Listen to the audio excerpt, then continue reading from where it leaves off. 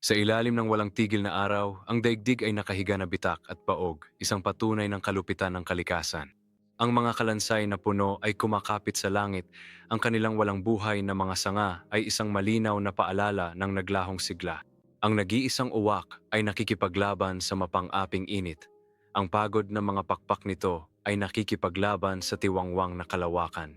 Umaalingaw-ngaw ang magaspang na kaw nito sa kawalan, isang desperadong sigaw sa mundong nauubusan ng pag-asa.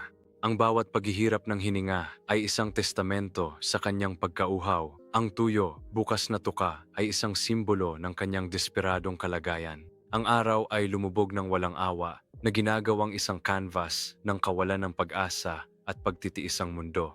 Sa ilalim ng walang humpay na araw, ang daigdig ay nakahiga na bitak at baog, isang patunay ng kalupitan ng kalikasan.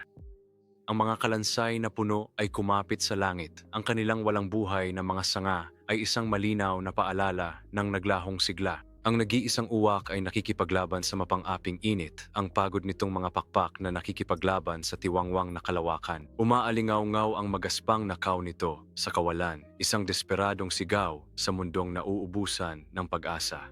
Ang bawat paghihirap ng hininga ay isang testamento sa kanyang pagkauhaw. Ang tuyo, bukas na tuka, ay isang simbolo ng kanyang desperadong kalagayan.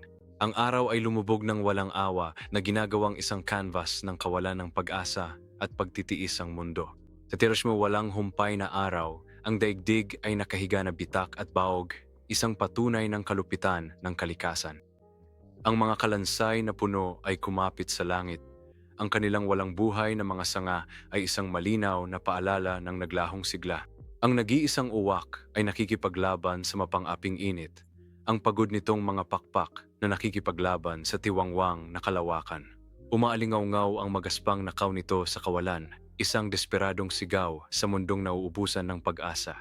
Ang bawat paghihirap ng hininga ay isang testamento sa kanyang pagkauhaw. Ang tuyo, bukas na tuka ay isang simbolo ng kanyang desperadong kalagayan. Ang araw ay lumubog ng walang awa na ginagawang isang canvas ng kawalan ng pag-asa at pagtitiis ang mundo. Nakikita ng nag-iisang uwak ang isang hamak na kubo sa di kalayuan, isang tahimik na pangako ng pahinga sa ilalim ng nakakapasong araw. Sa tabi ng kubo, kumikinang ang isang simpleng palayok na luwad na sumasalamin sa matinding sikat ng araw at nagpapahiwatig ng tubig na nagbibigay buhay. Ang uwak ay dumapo ng husto sa tabi ng palayok. Ang maitim nitong mga mata ay sumisilip sa kailaliman ng anino, hinahanap ang mailap na tubig. Ang isang maliit na pool ng tubig ay namamalagi sa mapanuksong hindi maabot, isang malupit na mirage sa harap ng desperadong pagkauhaw. Kumikislap ang pagkadismaya sa mga mata ng uwak habang ito ay tumalon pabalik. Ang tingin nito ay tumatawid sa tigang na tanawin. Ang maliliit at kulay abo na mga bato ay nakakalat sa tuyong lupa na nag-aalok ng kislap ng pag-asa sa desperadong uwak.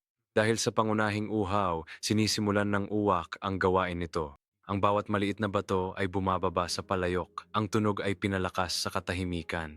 Ang antas ng tubig ay tumataas habang ang uwak ay nagpapatuloy sa mga tiyak na paggalaw. Lumalabo ang oras habang ang uwak ay walang kapagurang nagpapatuloy sa kanyang gawain. Sa wakas, ang tubig ay kumikinang na abot kamay, isang pangako ng kaginhawahan. Ang lakas ay naibalik, ang uwak ay naglulunsad sa kalangitan na may isang matagumpay na sigaw, isang silweta laban sa araw.